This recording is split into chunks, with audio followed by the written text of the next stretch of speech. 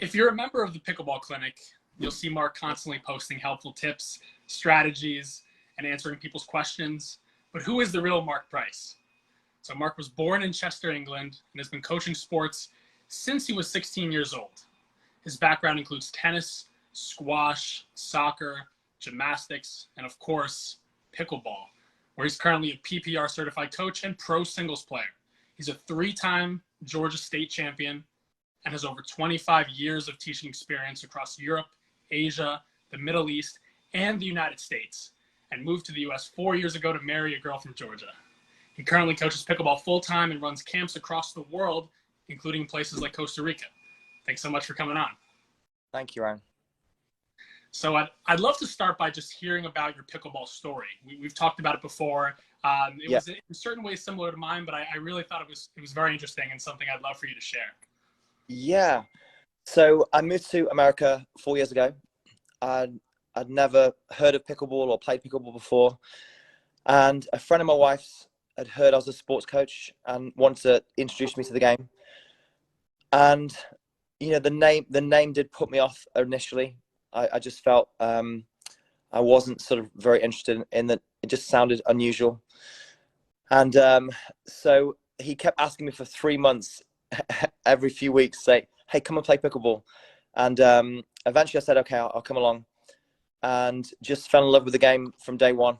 You know, it was mostly retired folks in a sports hall who played every day. And just fell in love with the game. I was intrigued by it had elements of badminton scoring and you know, tennis and different racket sports, and just was intrigued by, you know, I was pretty good. I'd coached racket sports for 20 years, so I was already pretty good. And but some elements I was, you know, struggled with the soft game, kept smashing it into the net and couldn't understand why the ball was going in the net. It's different not having strings on a racket. So yeah, just really intrigued and enjoyed it, and it was a lot of fun. And also it was part of a big community, so that was really special. So then I played every day for the next year, 4 hours a day. Yeah, I think we both encountered something about pickleball, which is a great lesson to never judge a book by its cover, because that name pickleball might be a little bit off-putting, but once you get into the game, it's hard to get out of it. Yeah, exactly. So when was the decisive point in your life where you said, okay, pickleball is taking over. This is what I'm going to do now? Yeah. So it was a gradual, it wasn't sort of a sudden thing or a decision like, now I'm going to just do pickleball. It sort of gradually happened. COVID shut down all my school's work. So I was coaching soccer, gymnastics, and pickleball and tennis. And then everything was shut down. And then the first thing to reopen was pickleball, and people were happy to play outdoors and be active again. And so I started coaching locally, and then got invitations to coach in Atlanta and then Marietta and different areas, and just started coaching in around Atlanta, around Rome where I live. And it just grew from there, really, to the point where I was coaching full-time, working in small groups, clinics. Now we're running camps across the nation, as far as Costa Rica, and yeah, it's exciting to see the growth.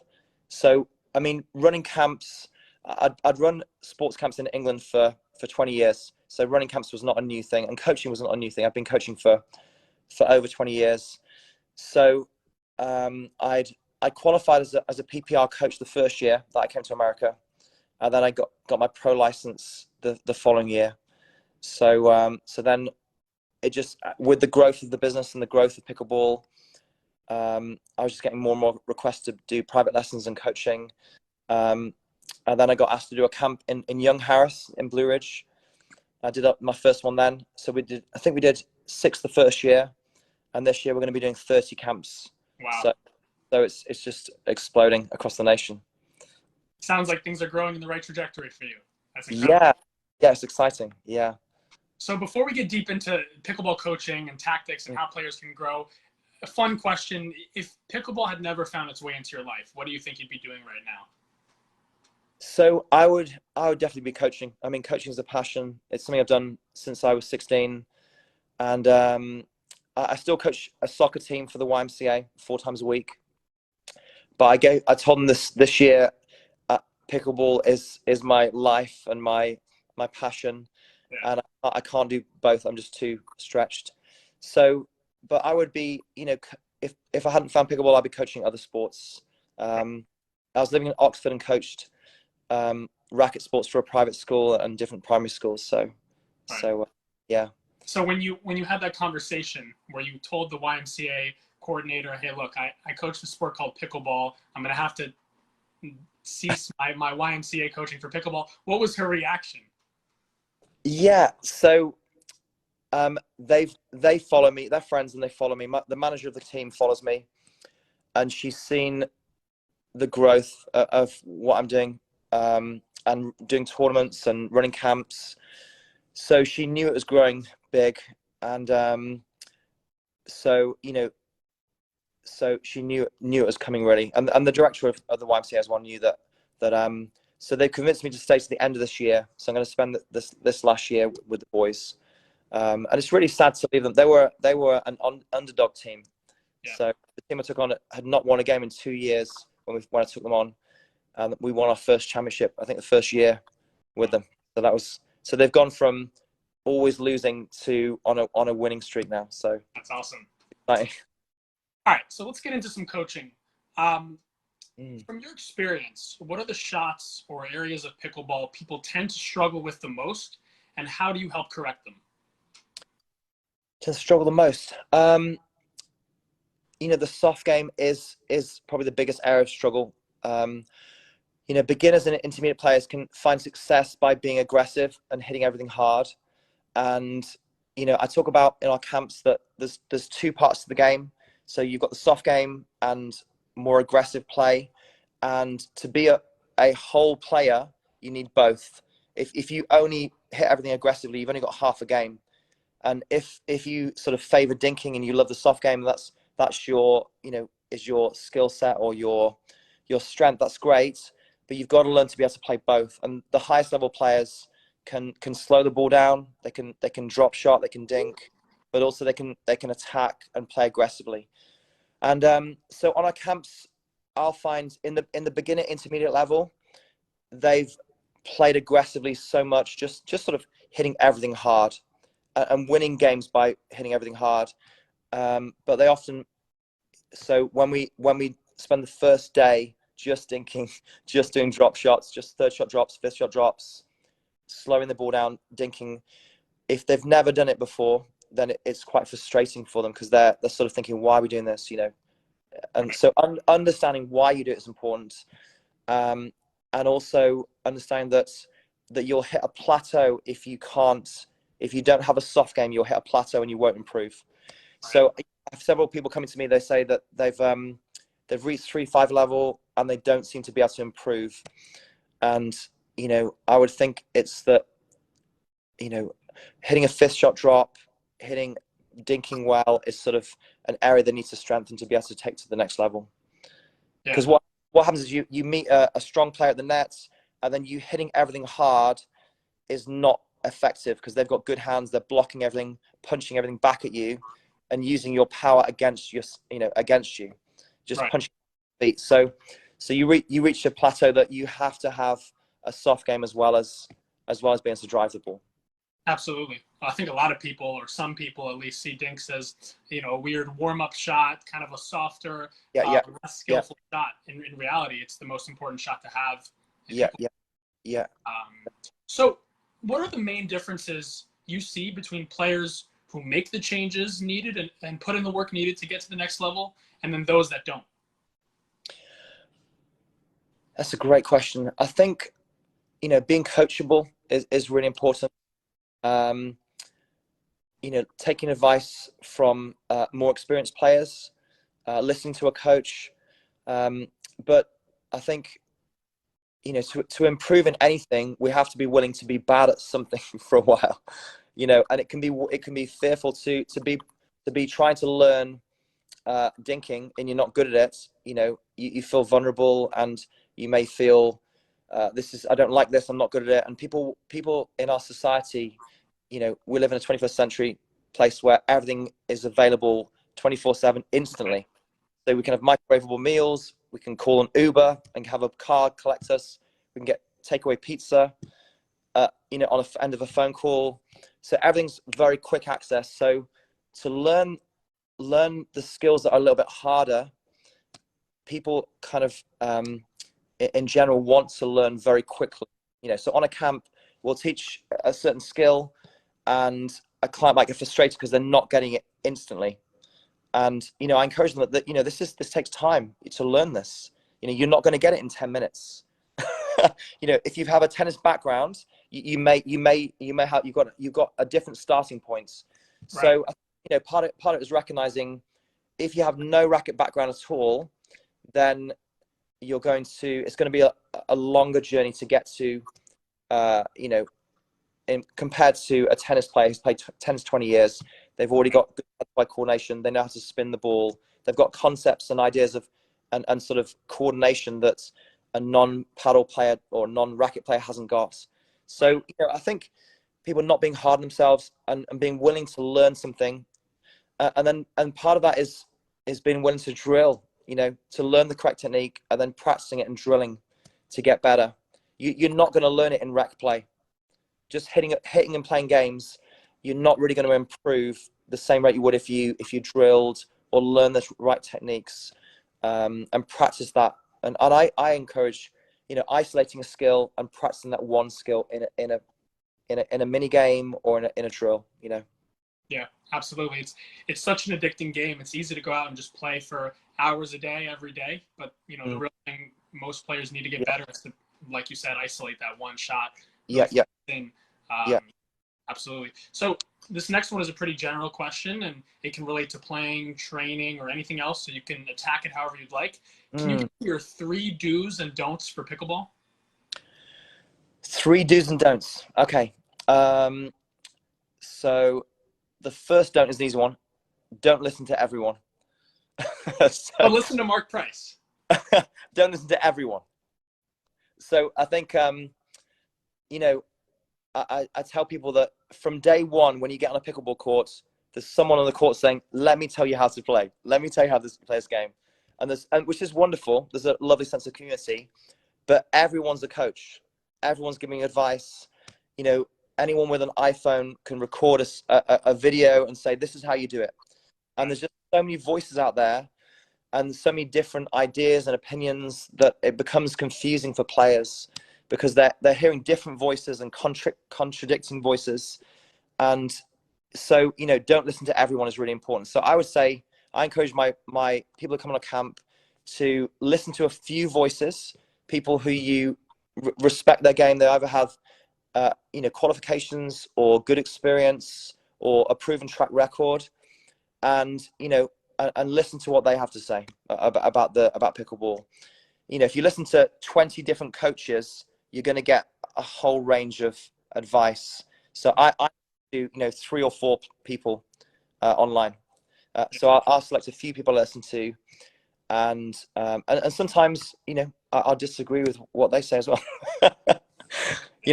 But some of it is personal preference, but I think not listening to everyone is really important. Just searching for a YouTube video on pickleball coaching, you're going to get thousands of videos, and many may say different things. So you sort of recognizing, does this make sense? Does this, why are they saying this? What's the reason behind this coaching tip? I think that's good. I had some players coming to me today saying that they loved, I was explaining why we're doing what we're doing, why this shot and how it fits into the overall game. So that's the don't. I would say, do pickleball. Let me think. I think just enjoy playing. Everyone wants to win. Everyone wants to get better, and not allowing winning and competitiveness to become so important that you're starting to get frustrated and upset in a game. I think that enjoy the game is really important. And I told the people after the camp today that we gave them lots of information, but they need to take one skill and apply that to the game. Don't try and take all this information and try and add it to your game and completely mess up your game. So if people are searching online and getting tips of all these different things and ideas, if they're trying to add all these skills to their game, they're going to overthink, and it's going to mess up their game. So I would say, do enjoy the game, add one skill to your game, and just enjoy playing. I love it. Absolutely. What's the most underrated shot players should be working on that they aren't? Yeah. Underrated shot. I think return of serve is a good one. I think, it's a shot you don't see people practicing very often. People will work on dinking. They'll practice dinking before a game. They'll work on, fifth shot drops, third shot drops. They'll do speed ups at the kitchen line. But, I think your return of serve, if you can float the ball deep, practice slicing the ball or floating it deep to the back of the court and get a consistent deep return, that gives you time to get all the way to the kitchen line. Yeah, so I agree. Yeah, we've all heard the word return and run, but if we drive a return very hard and low, we've got less time to get to the kitchen. So if you watch the top pros, they're slicing the ball, it's floating deep, and they've got time to get all the way to the line before the players even hit the ball. They're waiting at the line, ready to hit it. But it is a difficult shot. A slice return is difficult. So I'd start by just trying to lift the ball deep, rolling the ball, getting higher over the net, deeper. Not a lob, but I'm saying maybe 1 to 2 feet over the net, so it's floating deep, and then you're stable and ready for their third shot. So I think it's like an overlooked shot. Yeah, I agree 100%. People spend so much time talking about the serve, the dink, the volley, the drive, but the return is definitely huge. And half of the players begin their point with the serve, the other half begin with the return. So I absolutely think people should be focusing on it. So let's talk a little bit about grips. Can you show us, maybe if you have the paddle, you can use it. If you don't, okay. But can you first show us the continental grip and talk about why it's so universally used and important, and then also talk about and show us any other grips that you might think other players should be using? Yeah. I just happen to have a paddle next to me. Very convenient. I'm happy to go back. So I'm left-handed. So am I. Okay, awesome, fantastic. So if your paddle's vertical this way, then it's a continental is a handshake grip. So you're shaking hands with somebody, you come in here to the side and you grip the paddle like this. This is your continental. Another way is to if you put the V of your hand on the top of the paddle, this V here, I'm going to put in the middle here, trying to get the right angle, and then I'll slide my hand down the paddle face, and then this V is in the center of this paddle here. So that's my continental. So the advantage with the continental is that I would think it's the best grip for at the kitchen line, at the no volley zone line, because you're able to do every stroke from that line. So you can do block volleys, roll volleys. You can smash from that position. So you're not having to change your grip at the kitchen line. So that's why it's a universal grip. It's simple, easy to understand how to hold it. So an Eastern grip is where if you look at the rib down this edge here. So this is the center. This is this first rib. So if we turn up our hand to this first rib, so now I'm going to put the V on this area here. So now the paddle is angled slightly here. So so that will give you more top spin on the ball. The ball you're coming over the top of the ball more as you hit it, which will create more spin on the ball. So tennis players, it's a natural grip. For beginner players, it's more advanced. With pickleball, you've got to get very low. If you're going to be putting top spin with an Eastern grip or a Western, then you're going to have to get very low and under the ball to really lift it to brush the back of the ball. So it is more advanced, but tennis players who are used to using that grip, that it's just normal to them. So I would, you know, I encourage people to use what they feel comfortable with, what they've got most experience in. Yeah. At the kitchen line, I think Continental is very good, but there's top players who are using, you know, Western. I know Riley has a Western grip, you know, and it's very effective. So I think I wouldn't change people's grips if it's working, if they're confident and they're hitting the ball well. The main thing is your contact points, your paddles face the right direction when you're connecting with it, and the grip angle or the paddle face angle is not affecting your game. Right. So, you know, so I don't try and change people's grips on a camp or when I'm coaching out. I'll say, you know, are you comfortable with that? Is it working? You know, if there's lots of errors, then I might change something. But I'd encourage people to stick with what they're used to. Right. If it's not broke, don't fix it. Exactly. Yeah, exactly. Yeah. So as a server in pickleball, when you serve, you get that return for your third shot, or the second shot for the server, the third shot of the rally. Players are faced with a choice. They have a very important decision that will determine the whole outcome of the point in many cases. They can either hit a drive, slamming the ball pretty hard, or a drop, dinking that ball, giving themselves space and time to come into the kitchen. For the first few months of myself playing pickleball, the decision almost every time was drive. You know, I'm a tennis player, felt very nice and stress relieving and fulfilling to hit that drive. Though I soon realized if I'm going to drive every single time, there's a pretty low ceiling as to how well I play. Certain players just put that away. So my question to you is when should you be using the drive versus the drop, and how to know? Yeah. So I think that if you get a very you know, low difficult ball to deal with, so they've returned very deep and it's staying low, it's got backspin or slice, and it's like a difficult ball to deal with, driving is a great option. So if the ball coming at you is difficult to deal with, then I would go with a drive because it's simple, it's easy to hit through it, than trying to hit a drop shot from a very low or you know, a slice ball. If you're taken off the court, so if they return the ball very deep, say into the back corner, and you're sort of off the back of the court, then you really want to create time to come back into the court. So if they hit the back corner and you're pushed deep off the court for your third shot, then hitting a drop shot gives you time to move back in. So, you know, I teach if you're off court, you need to really hit a drop shot or a reset to give yourself time to get back on court. So, you know, when you're off the court and you're driving hard, you're giving yourself less time because the ball's going to come back quicker. It's moving quicker, come back to you quicker. Whereas if you're using a drop shot, then you're just creating time for yourself.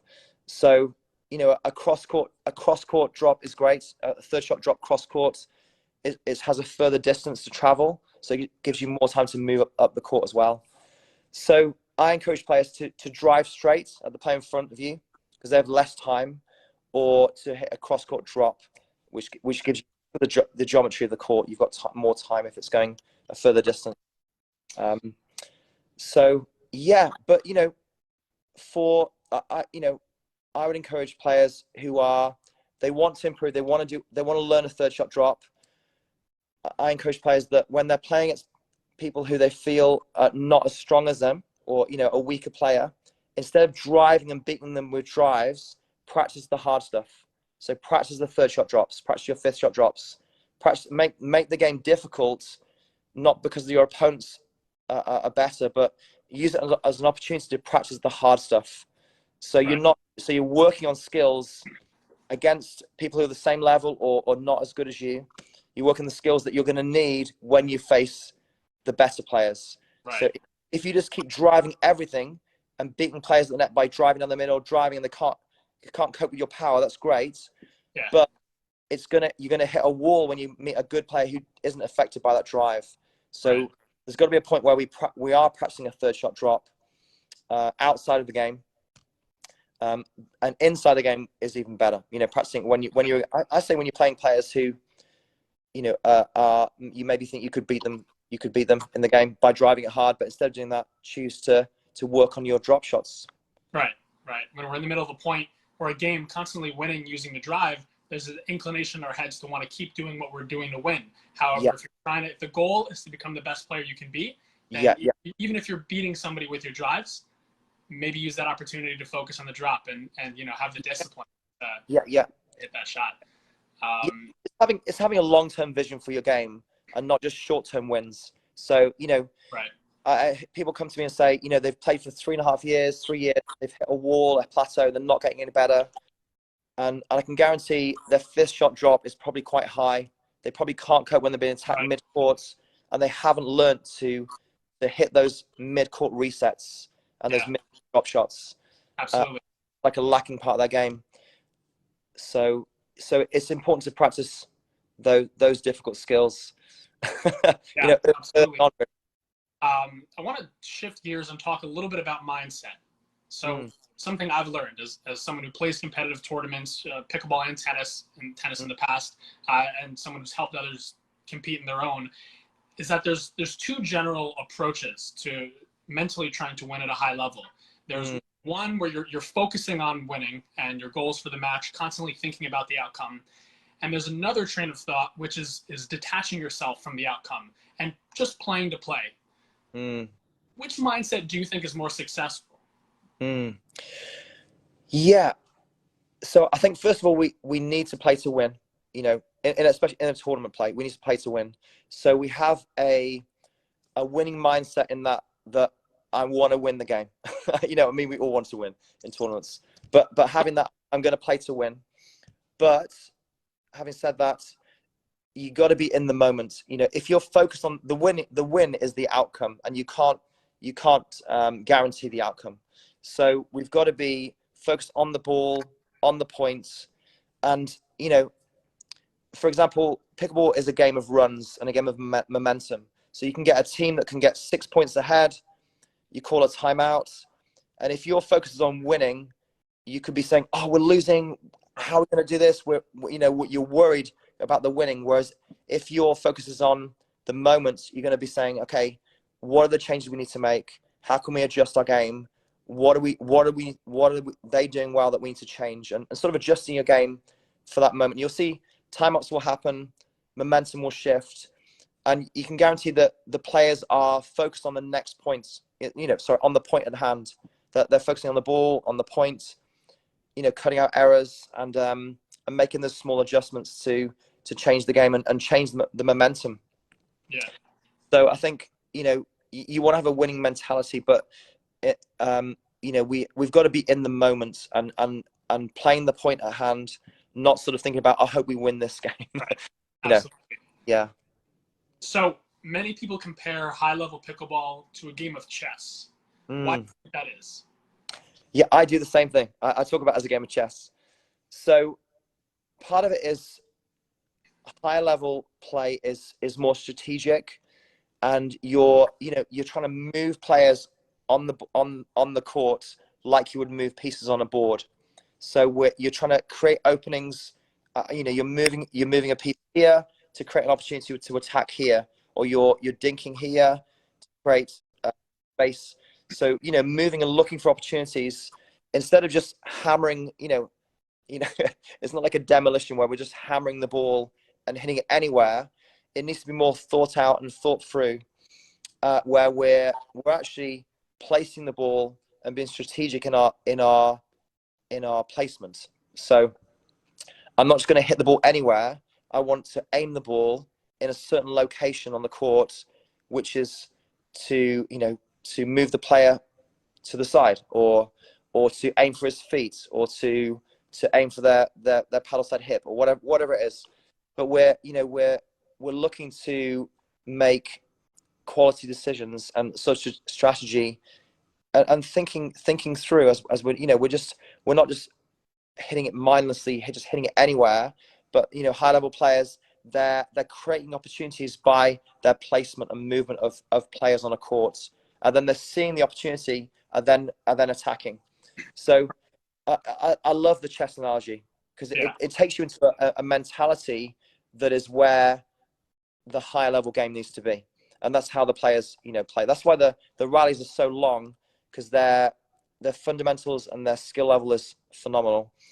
They're consistent, but they're looking for opportunities, and then there'll be a firefight because there's the ball slightly high, and they'll reset the ball and go into a dinking game again. And it's sort of it's thought through, as opposed to you see beginner level where everything's hard, everything's driven, and everything's at the back of the court, or maybe two at the front and two at the back. So really, I love the chess analogy. I think it's really nice because it gets people to think, I need to be thoughtful in how I play, and not just hit the ball anywhere. I need to be, so someone said to me, I didn't think about placing the ball somewhere in a certain spot on the court. Right. Yeah, you need to do that. Good idea. Think about where you're hitting. Exactly. Yeah.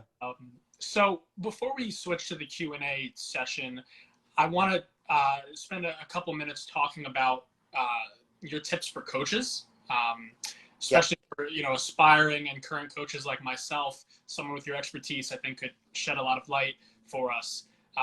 So since the sport of pickleball is so young, there really isn't a playbook or a manual for how to coach.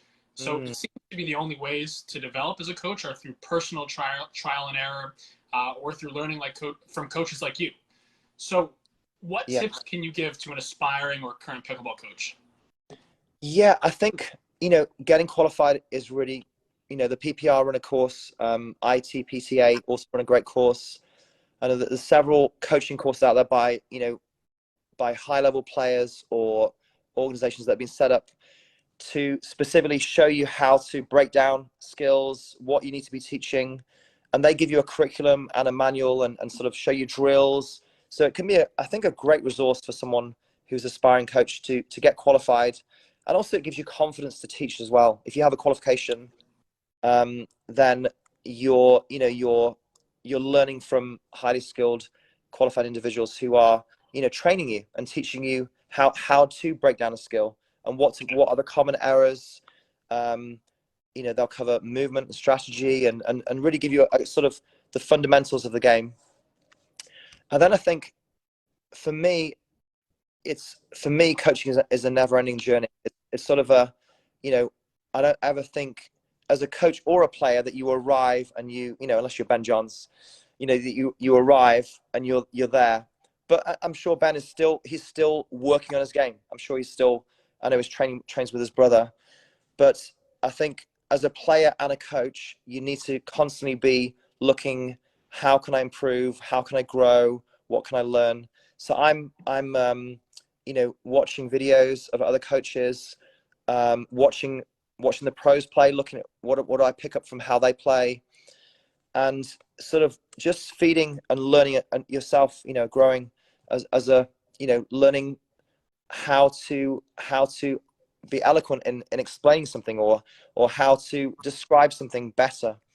And, everyone has their own style and way of describing a certain skill. So, you can pick up tips from other coaches and other players who are describing a block volley or a roll volley or some skill in the game.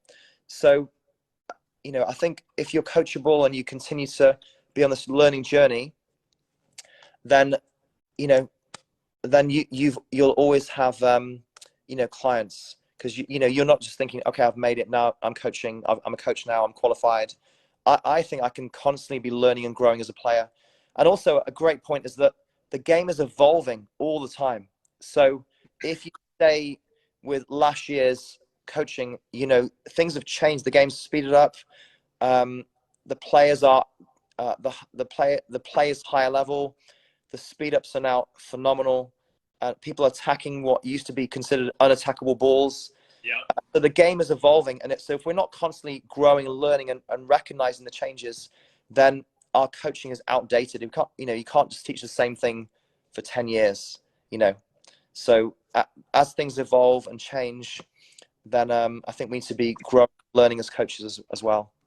Yeah, I think that's a key insight. I think coaches, I've had found myself kind of falling into that cycle through my journey as a tennis coach, right? I would get very absorbed in these pitches and these sequences I had of how to teach certain things. When, you know, my players are growing, their needs change, and I really should be adapting. I think that's a great thing to think about. Good. So also from my experience as a coach, I realized players benefit from being taught in different ways based on who they are. Some are really auditory. You need to explain with a loud voice exactly what to do. Others, you know, up close, you know, showing them a grip or a technique. Others prefer combinations of both. So how do you assess what players need help with the most in terms of their type of coaching, and then also the shots they need help with?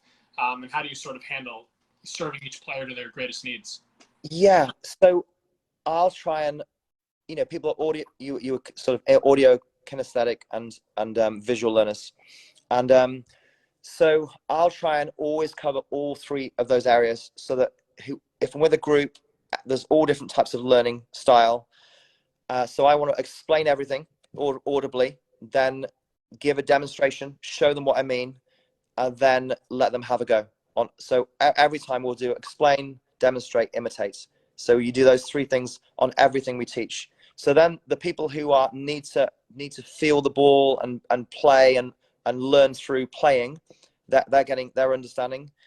And then those who want to hear audibly, you're explaining it, and then you're demonstrating, so for the visual learners. So I think, you know, covering all those three bases is really important. So I'll try and do that with everything I teach. I'll explain it, demonstrate, imitate, and then sort of let them have a go. And then regarding sort of pinpointing a skill that needs work, this is, you know, I think I've coached 20 years, and, you know, you do something for so long, you get good at it. So for beginner coaches, it's a harder skill. And I'm a detail guy, so I'll be really focused on every little detail. Their body, their transition up the court, their sort of their weight transfer, their paddle position, like the swing speed, like all those little details that go into the game. But, you know, one thing is I'll try and, as a coach, not focus on every error. So what will happen is someone will come for a coaching session, they'll make lots of mistakes, and they're worried about all the mistakes because they're a little nervous. Can be nervous if it's a one-to-one or a small group. And I've had players coming to me saying, "Oh, what did I do wrong there? And what was the mistake here? And what about this? Why did this go in the net? And why did I do this? Or where should I have been?" And they're looking at every error. Every time they hit the net or hit it out, they want to know what was the problem. And, you know, coaching isn't about, you know, just picking on every fault. You know, we want to be encouraging the player, and also finding what is the key area, like you were saying, an area of their game that will elevate their game, and not just fault finding. You know, it's not a fault finding job. It's actually, we want to help them grow and encourage them. So, you know, I'll look for a pattern. So I'll observe a player for, you know, for a few minutes, sometimes 5 minutes, depending on the ability level. I'll watch them for, you know, 5 minutes, and then I'll play with the player, and just see how they respond to third shot drops, what happens when I drive the ball, and just sort of looking how they play, and seeing, is there a pattern of errors? So is there something that's common, that they keep making the same error over and over? So, you know, it could be any part of the game, but I'm looking for a pattern. And is there something there that's, I see, this needs work, this area, every time I put the ball here, there's a problem, instead of looking at every error. So then I'll focus on that one thing, and say, you know, I think this skill or this stroke would really help your game, or the technique you're using is not quite right. Let's try and fix the technique, or your you know, the way you're hitting the ball, or whatever it is, and just sort of focus on that one skill. But it's looking for a pattern in their play, or a piece of their game that's it's like a puzzle piece. You find another piece. If you put this skill into your toolbox and refine it and fine tune it, then you'll become a better player. So, and I'll try and focus on, in a small group lesson, I'll try and focus on one skill again. You know, focus on one thing. We're going to work on roll volleys, or we're going to work on your movement up the court, or whatever it is, instead of giving them 20 things. I mean, in a camp, we're trying to give them value for money. So we give them a lot of information, but then we give them a coaching manual to, you know, so they can go home and So two tiny quick questions about coaching along the lines of finding the right coaches to be part of your team. And this is somewhat of a selfish question, as I'm trying to build my own pickleball academy, and grow a community and of coaches is the most important thing. I'm sure you've taken on many different coaches, and you're extravagant, trips, different countries. You've had to build a big team. So first question is, when you look for coaches to hire for your team, what do you find more valuable, social skills or mastery of the sport? Very good. I would say I wouldn't use the word social skills. I would say, the person's character. For me, I put sort of skill and character next to each other. So, they can be highly skilled, but be arrogant, have a bad attitude, feel that they're better than everyone else. Right. So we don't want those, people who are, full of themselves, who feel they're better than everyone else. So, for me, character, are they honest? Do they have integrity? Are they likable? Do they have, are they genuine people? Are they sociable? And can connect with people. So, I heard this quote from John Maxwell who said, people don't care how much you know until they know how much you care. And, people want to see that you care about them, and you want to help. You genuinely want to help them. You're not just trying to take their money, or you're not just trying to build a brand or build a name, but you're actually getting alongside them and helping them, and you genuinely want to see them improve, because that's why they've come to a coach, is to get better. So for me, obviously we want people who are skilled, but we don't want it for the sake of character. So I'm looking for people who have good character, are good with people, good communication skills, because skills can be learned. You can't teach character. So I can teach someone to become a better coach or a better player, but character is who you are really, and your nature, sort of thing. So I value that above skill. Right. So if you were interviewing me right now to become a part of your coaching team, what's one question you feel is vitally important to ask? One question. Okay. So I would say, okay, imagine that you have a player who is every time they make a mistake, they're criticizing themselves. So they make an error and they say, "Oh, you're so terrible," and they make another error, and it's in your lesson. It's a one-to-one, and and they keep, every time they make a mistake, they're like, "Oh, I'm so bad at this," and they're apologizing for their shot. They're apologizing how bad they are. So how would you handle that situation? Okay, let me give it a try. So I would first ask them the question of, what's the most important reason you play pickleball? Maybe 75% of people would say, for fun. And then I would say, how do you feel when you criticize yourself? They would say, well, I hate it. So you're now shifting away from the reason you play the sport. So let's do the things we enjoy, relax, play the game for fun, and we'll evaluate when the time is right. But there's no point in beating yourself up. Blah, blah, blah. Aaron, you're hired. You're hired. Great. Wonderful. I'll expect my my term sheet in the mail very soon. Fantastic.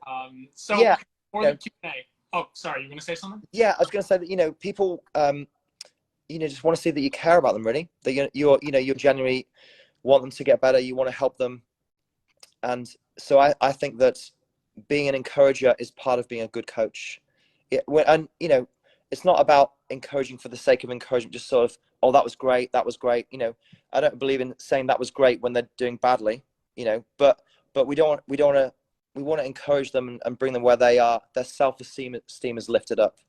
And when they make mistakes, we're saying, this is good about your game, but this area we need to work on.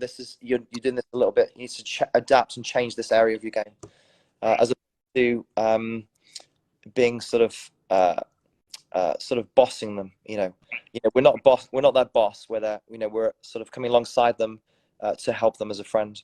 Right. Okay. So before the Q&A, can you tell me why you love pickleball in one sentence? Why I love pickleball? So I think I love pickleball because of the incredible rallies and fun points. There can be a rally in the game where where all four players at the end of a point, they're all celebrating the point. Even the team that lost are celebrating a great shot or an ATP or an incredible winning shot or an incredible rally, and all the players are enjoying the moment. And I think it's very unique to sport. I haven't played a sport where the losing team will celebrate the winning with the winning team. Right. You know, it makes it just an incredible community where, you know, I've heard we do an amazing rally, there's a great point or an ATP or something, or a tweener or something amazing, or amazing finish or a great reset, and then there's brilliant points, and then everyone's like, oh, that was an incredible point. And, you know, the people who lost the point are going, wow, what a point. Yeah. And it's just a unique part of the sport that everyone's there's a real family community feel to the sport. So I think, you know, I love pickleball because of the family community feel. Absolutely. Yeah. No, you're totally right. Yeah. All right. I think there's a couple people that have been excited to ask some questions themselves. So let's give some people the opportunity to type in some questions, and Okay. And we'll let them rip. Sounds good. So let's see what comes up here. I know for maybe some people's video might be a little bit delayed, so let's see. All right. How have you incorporated your squash background into your pickleball techniques and strategy? That comes from my friend David Kaplan. Okay, so so my grip is left over from squash. So I'll grip the paddle with my finger here. So a squash grip is like this sort of shape. So my grip would be, it's a continental, but I'll sort of have my hand up here like this as a grip. And it gives me a feel of, my index finger has a feel of the blade of the paddle. So for sort of slicing the ball, taking pace off. So I'll, you know, in squash, you do a lot of, you're slicing coming under the ball. So it's like a high, from high to low, this sort of action here, like this. So, so on a high pop-up, if it's on my backhand side, instead of smashing it, you know, coming around smashing it, I'll sometimes come and slice it and take all the pace of it this way or this way. So they're backing off ready for a big smash, and I'll slice it, which is like a squash type slice where you're cutting the ball to drop it in what's called the nick in squash, if you know squash. so I'll use that sort of slicing motion where they're backing off ready for a huge smash, and I'll go and come and cut the ball and take all the pace off it. So Matt asked, are there any single specific drills that you do? Single specific drills? Yeah. So a good one is to work on a pattern of play, this is really hard work, where it's like a figure of 8 drill. So you have one player at the net, one player at the baseline. So the player at the net is going to you know, roll volley straight. So they roll on the left hand side of the court straight to the back of the court, and then the back player will hit a cross court drop, and they'll run across the kitchen. Then they'll hit another straight drive, and the back player will hit another cross court drop. So the player at the net is moving back and forward, the player at the baseline is moving back and forward, and they're working on cross court drops and straight drives. And then you reverse that, and then you do the player at the net is working on a cross court roll volley, and the back player is hitting a straight drop, and then a backhand cross court roll volley and a straight drop from the baseline. So it's very hard work, but you're working on that, dropping the ball in the kitchen to work your way in. This is just work on those 2 shots. Yeah. It's a great drill because you're learning to float the ball in the kitchen from the baseline. And then another thing I would work on is just work on driving the ball from the baseline to baseline, getting deep into the corners and trying to really get into that back, really, you know, close to that back corner as you can. You know, the back sort of 1 foot is 1-2 feet is great, you know, in the back corner. And just work on your driving it, finding a feel for the pace and the power you need to get it deep into the corner, and then work the opposite corner, and then working down the lines again. Right. So just you're breaking down the strokes that are needed to play the game well. So Aaron asked, to grow as a player, is it more important to be drilling or to be playing games? I think I know the answer to that. But Yeah, it's definitely drilling. You know, so I think I heard you might be able to tell me if this is true, but I think I heard Ben only drills and plays tournaments. I'm sure he'll play some games with his playing partner, but I think drilling is key to improving, because you can focus on one area of your game and focus on that. And I think some people feel drilling is boring, and I don't want to drill because I don't enjoy drilling. But I think if you turn the drill, I think I would work on a drill. Say if it's you've got one player at the non-volley zone, one player mid-court. The player at the non-volley zone line is working on attacking the player's feet, and this player mid-court is working on a fifth shot drop into the kitchen. So you stay in those positions and you play cooperatively first, and then you make it into competitively. So then you play for points, and then drilling becomes great fun, because now you're in a game, in a mini game, for points. You're trying to beat each other. Your competitive nature can come out, and you're trying to beat each other, and it's really fun. So you take the drill, working on it cooperatively, and then turn it into competitively. You can do it in multiple drills. So then it becomes not just mindless drilling, but you actually drilling with a purpose, and then playing to win points, and then it's more aggressive, more it's more game realistic then. So I think the drill has to be game realistic. So you got to learn the skill, learn the technique, and then make it as game realistic as possible. Yeah. You got to learn it in a full pace game. You can't just you can say, well, I've got a great third shot drop when I'm practicing a drilling, but can you do it where you're trying to win a point? Can you do it in a game, like a skinny singles game? Yeah, absolutely. So, you know, totally. Yeah, I think that yeah. that might be it for the questions we have right now. But Okay. I just want to say thank you. I mean, it's so awesome that you're able to take time, away from your coaching from continent to continent, and you're doing a lot for the game of pickleball. I mean, you're one of the people I see consistently putting out content, free, answering questions, and like you had said earlier, like what coaches should be doing, really truly trying to just give value to the players. Thank you. And so, I think the sport's going to continue to grow, and I hope everything you're doing grows along with it. I know we have a couple exciting things planned, so we'll see what happens in the future. But just wanted to thank you again for coming on, and this was great. Thank you, Aaron.